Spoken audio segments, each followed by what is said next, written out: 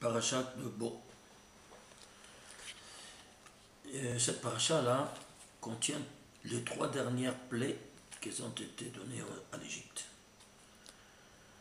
Un jour, il est venu mon fils du Cheder et me dit: Papa, tu sais que là, Gematria du nom de la paracha, Bo, renferme et les initiales et la valeur des 3 dernières plaies. Je dis: comment? Et il me dit: Bo, scribet, Aleph. C'est Bo, Makot Bechorot, F Aleph, c'est Arbe. Je lui dis: et tu oublies, il y a le Rocher aussi. Il me dit: Papa, le Rocher c'est les ténèbres. Est-ce que tu vois quelque chose? Alors comment tu veux que ça s'écrit? On ne voit rien du tout. Voyons plein. Un gosse de 7 ans. Top. Pour la blague. Ici, on va lire ici que dans cette même paracha, après les plaies, voilà qu'ils sortent d'Égypte. Alors, quand est-ce qu'ils sortent? C'est écrit: Vihi miket shloshim shana ve'arba mo'at shana vihi be'etzem hayom hazeh yatsu kol tzivot Hashem me'eretz Mitzrayim. Voilà que au bout de 430 ans sortir les skieurs de l'Éternel d'Égypte. On se demande pourquoi 430.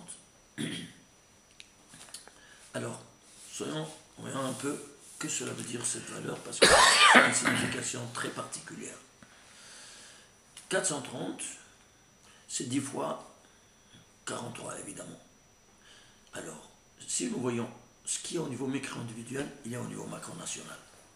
Au niveau micro-individuel, le fœtus se trouve prisonnier de la maman. C'est pour ça qu'on parle, quand il naît, d'une délivrance, n'est-ce pas? Il reste dans le ventre maternel jusqu'à la 38e semaine. Mais il peut rester jusqu'à la 42e semaine, selon les données médicaux. Mais à la 43e semaine, le début de la 43e semaine, les os amniotiques se transforment en venin, soit pour la maman, soit pour le bébé. Ce qui fait donc qu'il s'impose une césarienne immédiate pour sauver les deux. Ainsi donc, au niveau micro-individuel, 43 semaines la délivrance. Au niveau macro-national, 430. Ici c'est en semaine, ici et en dizaines, là-bas c'est en années et en centaines. Voilà qu'on voyait toute proportion gardée au niveau micro-individuel, macro-national. Je vais apporter d'autres exemples qui nous reviennent à nos jours. Quand a été délivré le Kotel et Kever Rachel, tous les endroits sacrés? À la guerre des 6 jours, comme vous savez. Quand ça a été le jour du Yom Yerushalayim, que nous fêtons la libération du Kotel et de tous ces lieux sacrés? Le 43e jour de l'Omer. C'est Yom Yerushalayim. Et l'Omer se compte à partir de la Yetziat Mitzrayim, de la sortie d'Égypte, donc délivrance de la délivrance. Alors vous voyez donc que c'est un paramètre de délivrance. Et si vous voulez encore un autre petit exemple, nous, après 120 ans, on est dans le domaine de la poussière, dans le Kever. Et quand est-ce qu'on va être délibéré de cette prisonnier du Kever? Quand il viendra Triat HaMetim. Elle se fera à travers un os, comme vous savez, qui s'appelle le Louz. Alors il y aura la résurrection des morts.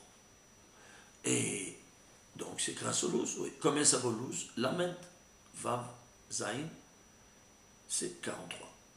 Voilà un autre paramètre de délivrance, le pourquoi de ce 43. Donc toujours, vous voyez qu'il y a des constantes mathématiques qui agissent dans la création universelle de façon vraiment spectaculaire. Si on veut aller encore plus, pourquoi juste ce 43, pas plus ni moins? Il faut entrer aussi au niveau mathématique, comme par exemple 43, c'est un nombre premier.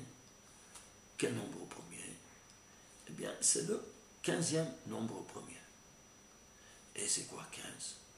15, c'est ce qu'on dit Yud Kei, les deux premières lettres du nom divin, qui représentent le papa et la maman. C'est-à-dire quoi, le papa et la maman? Yud, c'est Chochma, Al-Pi Asod, et Hei, c'est la Bina, qui s'appelle le papa et la maman. Quand ils sont ensemble, alors il y a la délivrance, il y a la paix, il y a le chef, il y a l'abondance, il y a tout ce que tu veux. Et quand ils sont séparés, il n'y a plus rien. C'est pour ça que maintenant, au niveau mathématique, en les mettant ensemble, c'est-à-dire au nombre premier, voilà que cette délivrance se fera à tous les niveaux. Merci.